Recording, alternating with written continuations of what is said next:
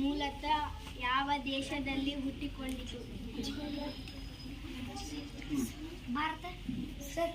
Australia, England. ಸರಿಯಾದ ಒಂದು cricket ತಂಡದಲ್ಲಿ ಮೈದಾನದಲ್ಲಿ ಆಡುವ ಆಟಗಾರರ ಒಟ್ಟು ಸಂಖ್ಯೆ ಎಷ್ಟು? ಸರ್ ಸರಿಯಾದ ಕ್ರಿಕೆಟ್ ಪಿಚ್ನ ನಡುವಿನ ಪಟ್ಟಿಯ ಉದ್ದ ಸಾಮಾನ್ಯವಾಗಿ ಎಷ್ಟು ಇರುತ್ತದೆ? ಎಷ್ಟಿರುತ್ತದೆ ಪಿಚ್ಚು? ಕ್ರಿಕೆಟ್ ಪಿಚ್ ಆಟ ಆಡುವಂತ ಪಿಚ್ ಎಷ್ಟು ಉದ್ದ ಇರ್ತದೆ?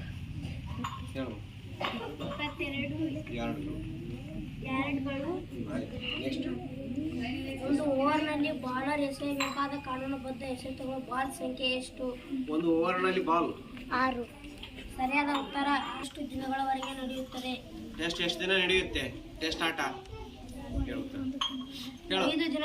5 ದಿನಗಳವರೆಗೆ. ಒಂದು ದಿನದ ಅಂತಾರಾಷ್ಟ್ರೀಯ ವರ್ಲ್ಡ್ ಕ್ರಿಕೆಟ್ ಪಂದ್ಯದಲ್ಲಿ ಒನ್ ಡೇ ಕ್ರಿಕೆಟ್ ಪಂದ್ಯದಲ್ಲಿ ಪ್ರತಿ ತಂಡಕ್ಕೆ ಎಷ್ಟು ಓವರ್ಗಳಿರ್ತವೆ? ಒನ್ ಡೇ ಮ್ಯಾಚ್ ನಲ್ಲಿ ಎಷ್ಟು ಓವರ್ ಇರ್ತಾವ ಒಂದೊಂದು ತಂಡಕ್ಕೆ? 20. 50 ಓವರ್ಗಳು. T20 ಕ್ರಿಕೆಟ್ ಪಂದ್ಯದಲ್ಲಿ ಪ್ರತಿ ತಂಡಕ್ಕೆ ಎಷ್ಟು ಓವರ್ಗಳಿರ್ತವೆ? 20 ಓವರ್. ಬ್ಯಾಟ್ಸ್ಮನ್ ಹಾರಿಸಿದ ಚೆಂಡು ನೆಲಕ್ಕೆ ತಾಕಿ ನೇರವಾಗಿ ಬೌಂಡರಿ ರೇಖೆ ದಾಟಿದರೆ ಎಷ್ಟು ರನ್ಗಳು ದೊರೆಯುತ್ತವೆ? 4. ಸರಿಯಾದ ಉತ್ತರ. ಬ್ಯಾಟ್ಸ್ಮನ್ ಬಾರಿಸಿದ ಚೆಂಡು ನೆಲಕ್ಕೆ ತಾಕಿದರೆ ನೇರವಾಗಿ ಬೌಂಡರಿ ರೇಖೆಗೆ ಹೊರಗೆ ತಪ್ಪಿದ್ದರೆ ಅದಕ್ಕೆ ಎಷ್ಟು ರನ್ ಸಿಗುತ್ತವೆ? 6. ಸರಿಯಾದ ಉತ್ತರ. ಕ್ರಿಕೆಟ್ ಆಟದಲ್ಲಿ ಬೌಲರ್ ಎಸೆದ ತಕ್ಷಣ ತಪ್ಪು ಎಸೆತಕ್ಕೆ ಲೈನ್ ಅಥವಾ ಮೀರಿದರೆ ಅಂಪೈರ್ ನೀಡುವ ಹೆಚ್ಚುವರಿ ರನ್ಗಳನ್ನು ಏನೆಂದು ಕರೆಯುತ್ತಾರೆ? ವೈಡ್ ಅಥವಾ ನೋ ಬಾಲ್. ಕ್ರಿಕೆಟ್ ಆಟದಲ್ಲಿ ಬ್ಯಾಟ್ಸ್ಮನ್ ಔಟ್ ಆಗಲು ಇರುವ ವಿಧಾನದಲ್ಲಿ ರನ್ಔಟ್ ಹೊರತುಪಡಿಸುವ ಯಾವುದು ಪ್ರಮುಖವಾದದ್ದು?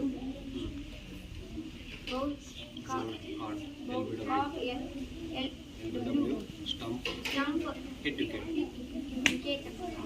ನಿಯಮಿತವಾಗಿ ಕ್ರಿಕೆಟ್ ಆಡುವುದರಿಂದ ಯಾವ ದೈಹಿಕವಾಗಿ ಪಾಲ್ಗೊಳ್ಳುವುದರಿಂದ ನಮ್ಮ ಆರೋಗ್ಯದ ಮೇಲೆ ಆಗುವ ಪ್ರಯೋಜನವೇನು? ಕ್ರಿಕೆಟ್ ಆಡುವುದರಿಂದ ಸ್ವಿಂಗ್ ಮಾಡುವುದರಿಂದ ಹೃದಯ ಕಾರ್ಯಕ್ಷಮತೆ ಹಾಗೂ ದೈಹಿಕ ಫಿಟ್ನೆಸ್ ಸಿಗುತ್ತದೆ.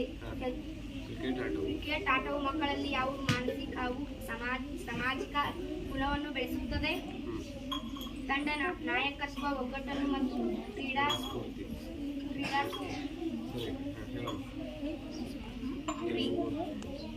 ಕ್ರಿಕೆಟ್ ಆಟದಲ್ಲಿ ಸ್ಟಂಪ್ ಮೇಲ್ಭಾಗದಲ್ಲಿ ಇರಿಸುವ ಸಣ್ಣ ಮರದ ತುಂಡುಗಳನ್ನು ಏನೆಂದು ಕರೆಯುತ್ತಾರೆ? ಬೆಲ್ಸ್.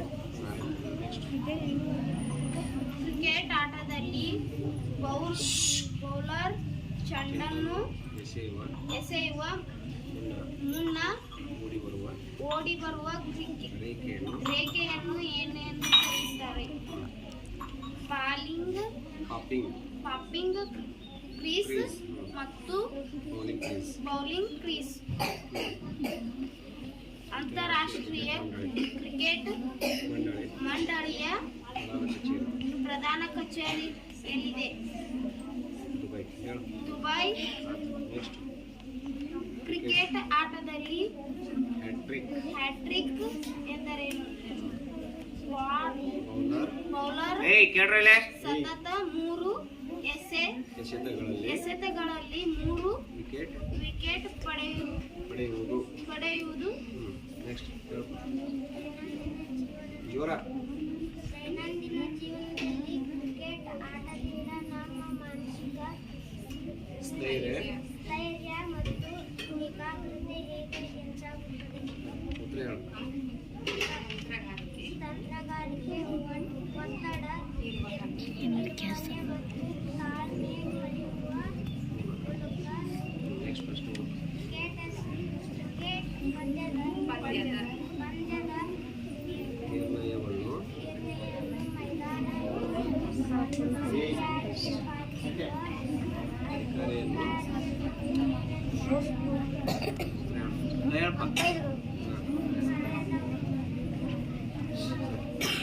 ಒಂದು ಸಚೇತನ ಚಟುವಟಿಕೆ ಕ್ರಿಕೆಟ್ ರಸಪ್ರಶ್ನೆ. ಈ ಕ್ರಿಕೆಟ್ ಆಟದ ರಸಪ್ರಶ್ನೆ ಕುರಿತು ಸಾಕಷ್ಟು ಪ್ರಶ್ನೆಗಳನ್ನ ತಮ್ಮ ಮುಂದೆ ಪ್ರಸ್ತುತಪಡಿಸಿರುವಂತಹ ವಿದ್ಯಾರ್ಥಿಗಳಿಗೆ ತುಂಬ ಹೃದಯದ ಧನ್ಯವಾದಗಳು.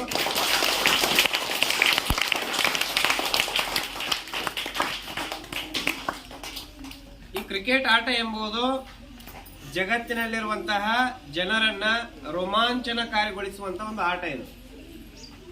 ಇದು ಕೇವಲ ಎರಡು ತಂಡಗಳ ನಡುವಿನ ಸೆಣಸಾಟ ಅಲ್ಲ, ಅಭಿಮಾನಿಗಳನ್ನ ಕ್ರೋಢೀಕರಿಸುವಂತಹ ಒಂದು ಕೇಂದ್ರದ ಆಟ ಅಂತಾನೆ ಹೇಳ್ಬೋದು. ಯಾಕಪ್ಪ ಅಂದ್ರೆ ಈ ಕ್ರಿಕೆಟ್ ಅಂದ ತಕ್ಷಣ ಅತಿ ಹೆಚ್ಚು ಜನರು ಏನಪ್ಪಾ ಅಂದ್ರೆ ಅಭಿಮಾನಿಗಳಲ್ಲಿ ನೋಡಾಕ್ ಸೇರ್ತಾರೆ. ಅಂದ್ರೆ ಆಟದ ಬಗ್ಗೆ ಇರುವಂತಹ ಅಭಿಮಾನ, ಈ ಆಟದ ಬಗ್ಗೆ ಇರುವಂತಹ ಅಭಿಮಾನದಿಂದ ಸಾಕಷ್ಟು ಜನರು ಏನಪ್ಪಾ ಅಂದ್ರೆ ಈ ಆಟವನ್ನ ನೋಡ್ಬೇಕಂತ ಸೇರ್ತಾರೆ. ಹೀಗಾಗಿ ಅಭಿಮಾನಿಗಳ ಹೊಂದಿರುವಂತ ಅತಿ ಪ್ರಮುಖ ಆಟ ಯಾವ್ದಪ್ಪ ಅಂದ್ರೆ ಈ ಕ್ರಿಕೆಟ್ ಅಂತ ಹೇಳ್ತೀವಿ ನಾವು. ಈ ಕ್ರಿಕೆಟ್ ಅನ್ನ ನಾವು 3 ದರ್ಜೆಯಲ್ಲಿ ಮಾಡ್ತೀವಿ. ಒಂದೇನಪ್ಪಾ ಅಂದ್ರೆ ಟೆಸ್ಟ್ ಕ್ರಿಕೆಟ್ ಆಟ, ಎರಡನೇದು ಒನ್ ಡೇ, ಮೂರನೇದು 2020. ಶತಮಾನದಲ್ಲಿ ಈ ಕ್ರಿಕೆಟ್ ಆಟ ಮೊಟ್ಟ ಮೊದಲು ಬೆಳಕಿಗೆ ಬಂದಿರೋದು ಇಂಗ್ಲೆಂಡ್ ನಲ್ಲಿ. ಹೀಗಾಗಿ ಇದನ್ನ ಏನಂತ ಕರೀತಾರಪ್ಪ ಅಂದ್ರೆ ಇಂಗ್ಲೆಂಡಿಗರ ಆಟ ಅಂತ ಕರೀತಾರೆ. ಆದ್ರೆ ಇತ್ತೀಚೆಗೆ ಜಗತ್ತನ್ನು ಸುತ್ಕೊಂಡ್ ಬಂದಾಗ ಅತಿ ಹೆಚ್ಚು ಇಷ್ಟಪಡುವಂತ ಜನರು ಇರುವಂತ ದೇಶ ಯಾವ್ದಪ್ಪ ಅಂದ್ರೆ ಕ್ರಿಕೆಟ್ ಆಟವನ್ನ ಭಾರತ ಅಂತ ಹೇಳ್ತಾರೆ. ಒಂದ್ ರೀತಿಯಾಗಿ ಇದು ಭಾರತದ ಆಟವೇ ಆಗಿಬಿಟ್ಟಿದೆ. ಅಷ್ಟೊಂದು ಅಭಿಮಾನಿಗಳನ್ನ ಹೊಂದಿರುವಂತ ಆಟ ಇದು ಕ್ರಿಕೆಟ್ ಅನ್ನೋದು. ಸೊ ಈ ಟೆಸ್ಟ್ ಆಟವನ್ನ 5 ದಿನ ಆಡ್ತಾರೆ ಗರಿಷ್ಠವಾಗಿ. ಗರಿಷ್ಠ ಎಷ್ಟು ದಿನ ಆಡ್ತಾರೆ? 5 ದಿನ. ಒಂದು ತಂಡದವರು 2 ಇನ್ನಿಂಗ್ಸ್ ಗಳನ್ನ ಆಡ್ತಾರೆ. ಅದರಲ್ಲಿ ಅತಿ ಹೆಚ್ಚು ರನ್ ಹೊಡೆದವರು ವಿನ್ ಆಗ್ತಾರೆ ಟೆಸ್ಟ್ ಆಟ. ನೆಕ್ಸ್ಟ್ ಒನ್ ಡೇ ಆಟ 1 ದಿನ ಆಡ್ತಾರೆ. 50 ಓವರ್ ಮ್ಯಾಚ್ ಅದು. 1 ಓವರ್ ಅಂದ್ರೆ 6 ಬಾಲ್ ಅಂತ ಹೇಳಿದ್ರು. ಸೊ 50 ಓವರ್ ಮ್ಯಾಚ್ ಅನ್ನು ಆಡ್ತಾರೆ. ಅದರಲ್ಲಿ ವಿನ್ ಆದಂತವ್ರನ್ನ ಏನಪ್ಪಾ ಅಂದ್ರೆ ವಿನ್ನರ್ ಅಂತ ಏನಪ್ಪಾ ಅನೌನ್ಸ್ಮೆಂಟ್ ಮಾಡ್ತಾರ. ನೆಕ್ಸ್ಟ್ ಇನ್ನೊಂದು ಬಂದದಂತ ಹೇಳಿದೆ ನಾನು 2020. ಈ 2020 ಆಟ IPL 2008 ಬಂದಿದೆ. ಅದಕ್ಕಿಂತ ಮುಂಚೆ 2020 ಇತ್ತು ಆಟ. IPL ಮಾತ್ರ 2008 ಬಂದಿರೋದು. ನೋಡಿ 2020 ಆಟ ಅನ್ನೋದು 20 ಹೆಸರು ಹೇಳ್ತದೆ 20 ಓವರಿನ ಮ್ಯಾಚ್ ಇದು. ಎಷ್ಟು ಓವರಿಂದು? 20 ಓವರ್ನ ಮ್ಯಾಚ್. ಸೊ ಈ 20 ಓವರ್ನ ಮ್ಯಾಚ್ ನಲ್ಲಿ ಏನಪ್ಪಾ ಅಂದ್ರೆ 3.5 ಗಂಟೆಗಳ ಕಾಲ ಆಟ ಆಡ್ತಾರೆ ಎರಡು ತಂಡ ಕೂಡ್ಕೊಂಡು. 3.5 ಗಂಟೆಯಲ್ಲಿ ಏನಪ್ಪಾ ಅಂದ್ರೆ ಇದು ಮ್ಯಾಚೇ ಮುಗೀತದೆ ಎರಡು ತಂಡದ. ಸೊ ಅದರಲ್ಲಿ ವಿನ್ನರ್ಸ್ ಯಾರಂತ ಘೋಷಣೆ ಮಾಡ್ತಾರೆ. ಸೊ ಇಲ್ಲಿ ಈ ಆಟಗಳನ್ನ ಆಡೋದ್ರಿಂದ ಏನಾಗ್ತದಪ್ಪ ಅಂದ್ರೆ ನಮಗೆ ಮುಖ್ಯವಾಗಿ ಮೊದಲ ತಂಡಗಳ ನಡುವೆ ಏನಪ್ಪಾ ಅಂತಂದ್ರೆ ಸ್ಫೂರ್ತಿ ಇರ್ತದ. ಜೊತೆಗೆ ಅವರಲ್ಲಿ ನಾ ಗೆಲ್ಬೇಕು ನೀ ಗೆಲ್ಬೇಕು ಅನ್ನೋ ಸ್ಪರ್ಧಾ ಮನೋಭಾವನೆ ಅಂತೂ ಮೂಡ್ತದ. ಎರಡನೇದು ಏನಪ್ಪಾ ಅಂದ್ರೆ ಸಹಕಾರ ಮನೋಭಾವನೆ ಮೂಡ್ತದ ತಂಡಗಳಲ್ಲಿ. ಈಗ ಇಬ್ರು ಆಟ ಆಡಿದ್ರೆ ಒಂದೇ ತಂಡ ಗೆಲ್ತದ. ಒಂದು ತಂಡ ಗೆದ್ದಾಗ ಇನ್ನೊಂದು ತಂಡದವ್ರು ಏನಪ್ಪಾ ಅಂತಂದ್ರೆ ಸೋಲು ಗೆಲುವಿನ ಸೋಪಾನ ಅಂತ ತಗೋತಾರೆ. ಅಂದ್ರೆ ನಾವು ಸೋತಿವಂತ ತಿಳ್ಕೊಂಡ್ಬಿಟ್ಟು ಕುಗ್ಗುದಾಗ್ಲಿ ಗೆದ್ದಿವಂತ ತಿಳ್ಕೊಂಡು ಹಿಗ್ಗುದಾಗ್ಲಿ ಮಾಡಂಗಿಲ್ಲ. ಇದನ್ನ ಸಮನಾಗಿ ಸ್ವೀಕರಿಸುವಂತ ಒಂದು ಮನೋಭಾವ ಏನಪ್ಪಾ ಅಂದ್ರೆ ಈ ಕ್ರಿಕೆಟ್ ಆಟದಲ್ಲಿ ಬೆಳೀತದೆ. ಈ ಕ್ರಿಕೆಟ್ ಆಟ ಇವತ್ತು ಏನಪ್ಪಾ ಅಂದ್ರೆ ಗಲ್ಲಿಯಿಂದ ಪ್ರಾರಂಭ ಆಗ್ಯದ. ಗಲ್ಲಿಯಿಂದ ಪ್ರಾರಂಭವಾಗಿ ಇಡೀ ಜಗತ್ತಿನಾದ್ಯಂತ ಏನಪ್ಪಾ ಅಂದ್ರೆ ಎಲ್ಲೆಡೆಯಲ್ಲೇ ಪಸರಿಸಿದೆ. ಇಲ್ಲಿ ನೋಡ್ರಿ, ಸಣ್ಣ ಹುಡುಗರಿದ್ರು ಸಹಿತ ಒಂದು ಕಟ್ಟಿಗೆ ತಗೋತಾರೆ. ಒಂದು ಕಟ್ಟಿಗೆ ತಗೊಂಡು ಏನಪ್ಪಾ ಅಂದ್ರೆ ಒಂದು ಕಲ್ಲರ ತಗೊಂಡು ಆಟ ಕ್ರಿಕೆಟ್ ರೀತಿಯಲ್ಲಿ ಬೀಸ್ತಾರೆ. ಹೌದಾ? ನೀವು ಮಾಡಿದಿರಲ್ವಾ ಹಿಂಗ? ಅಂದ್ರೆ ಗಲ್ಲಿಯಿಂದ ಪ್ರಾರಂಭವಾದಂತ ಆಟಗಳು ಇವೆಲ್ಲ. ಹೌದಾ? ಈ ಕ್ರಿಕೆಟ್ ಆಟ ಅನ್ನೋದು. ಸೊ ಈಗ ಇಷ್ಟು ಜಗತ್ ಪ್ರಸಿದ್ಧಿಯನ್ನ ಪಡೆದದ. ಈ ಕ್ರಿಕೆಟ್ ಆಡ್ಬೇಕಾದ್ರೆ ಒಂದು ಬ್ಯಾಟ್ ಇರಬೇಕು, ಇನ್ನೊಂದು ಬಾಲ್ ಇರಬೇಕು. ಆ ಬಾಲಿಗೆ ಇಷ್ಟೇ ಉದ್ದ ಇಷ್ಟೇ ಅಗಲ ಅಂತ ಇದೆ ಬ್ಯಾಟು. ಬಾಲಿಗೆ ಇಷ್ಟೇ ವ್ಯಾಸ ಇರ್ಬೇಕಂತಿದೆ. ಮತ್ತೆ ಇಷ್ಟೇ ಗ್ರೌಂಡ್ ನಲ್ಲಿ ಆಡ್ಬೇಕು. ಅದು 22 ಉದ್ದ. ಅದು ಕ್ರಿಕೆಟ್ ಆಡ್ಬೇಕಾದ್ರೆ ಆಡುವಂತ ರೌಂಡ್ ಇರ್ತದ. ನಾವು ಬ್ಯಾಟ್ ಬೀಸುವಂತಹ ಮೈದಾನ ಹೆಂಗಿರ್ತದಪ್ಪ ಅಂದ್ರೆ ಆಯತಾಕಾರದಲ್ಲಿ ಇರ್ತದೆ. ಅದೇ 22 ಇರೋದು, 22 ಅದು. ಸೊ ಈ ರೀತಿಯಾಗಿ ಏನಪ್ಪಾ ಅಂತಂದ್ರೆ ಒಂದು ಕ್ರಿಕೆಟ್ ಆಟ ಇರ್ತದ. ಸೊ ಈ ಕ್ರಿಕೆಟ್ ನಲ್ಲಿ ಹೆಸರುವಾಸಿ ಮಾಡಿ ಆದಂತವ್ರು ಯಾರಪ್ಪ ಅಂತಂದ್ರೆ ಈ ಜಗತ್ ಪ್ರಸಿದ್ಧ ವ್ಯಕ್ತಿನೇ ಯಾರಪ್ಪ ಅಂದ್ರೆ ಕ್ರಿಕೆಟ್ ನ ದೇವರು ಅಂತ ಕರೀತಾರೆ. ಯಾರಿಗೆ? ಸಚಿನ್ ತೆಂಡೂಲ್ಕರ್. ಮತ್ ಜೊತೆಗೆ ಏನಪ್ಪಾ ಅಂದ್ರೆ ಈ ಜಗತ್ ಪ್ರಸಿದ್ಧ ವ್ಯಕ್ತಿ ಇವನ್ ಬಿಟ್ರೆ ಅತಿ ಹೆಚ್ಚು ಆಟಗಳನ್ನ ಗೆದ್ದಂತ ನಮ್ಮ ಭಾರತೀಯ ಎಲ್ಲರ ಹೃದಯದಲ್ಲಿ ಇದ್ದಂತ ಇನ್ನೊಬ್ಬ ಆಟಗಾರ ಏನಪ್ಪಾ ಅಂದ್ರೆ ಮಹೇಂದ್ರ ಸಿಂಗ್ ಧೋನಿ. ಅವ್ರು ಏನಪ್ಪಾ ಅಂದ್ರೆ ಅತಿ ಹೆಚ್ಚು ಏನಪ್ಪಾ ಅಂತಂದ್ರೆ ಚಾಂಪಿಯನ್ಶಿಪ್ ಮಾಡ್ಬೇಕು. ಓಕೆ, ಈ ಒಂದು ಸಜ್ಜತೆ ನಡೆಸಿಕೊಟ್ಟಂತ ವಿದ್ಯಾರ್ಥಿಗಳು ಮತ್ತೊಮ್ಮೆ ಧನ್ಯವಾದಗಳು.